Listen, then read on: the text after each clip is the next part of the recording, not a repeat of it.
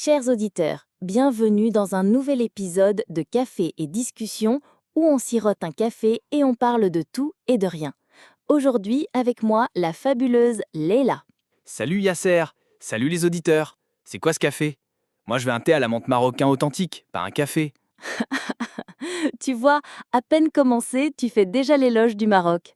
Bon, aujourd'hui, on aborde un sujet brûlant comme du harissa marocain, la politique au Maroc et en Algérie. Qui est le meilleur? Et je te préviens, Leila, le Maroc va gagner haut la main.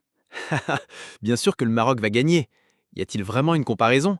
Le Maroc c'est la perle du Maghreb. Et l'Algérie, eh bien disons qu'ils font de leur mieux.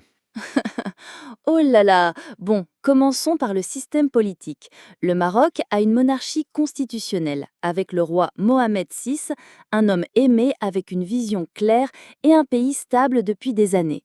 La constitution marocaine garantit un équilibre entre le roi et le gouvernement élu. L'Algérie, un système républicain, mais disons qu'il y a toujours des changements et des tensions internes. Qu'en penses-tu, Léla? Franchement, Yasser, le Maroc a une stabilité à faire pâlir d'envie. Mohamed VI a du charisme et travaille sur de grands projets, comme les énergies renouvelables et le développement. En Algérie, ils ont un président, mais on dirait qu'à chaque changement, le pays tourne en rond.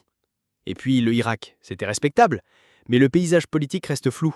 Exactement. Le Maroc a une vision 2030. Des projets comme le port de Tanger-Med, devenu l'un des plus grands d'Afrique. Et en diplomatie, le Maroc excelle. Imagine, ils ont réussi à faire avancer la cause du Sahara à l'international, avec des consulats ouverts à Laayoune et Dakhla. L'Algérie sur ce dossier, disons qu'ils défendent une position compliquée.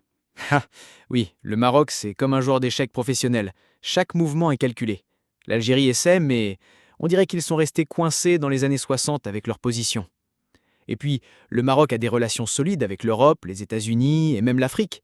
Le retour du Maroc à l'Union africaine, c'était un coup de maître. Tandis que l'Algérie, on dirait qu'ils sont un peu isolés. Isolés et accrochés au pétrole comme si c'était leur seul sauveur. Le Maroc diversifie son économie, tourisme, agriculture, énergie solaire. Le projet Nour à Ouarzazate a lui seul fait parler du Maroc dans le monde entier. L'Algérie a du pétrole et du gaz, mais si les prix chutent, c'est la galère. Bien dit. Le Maroc, c'est comme l'élève qui bosse toutes les matières, et l'Algérie, celui qui mise tout sur une seule.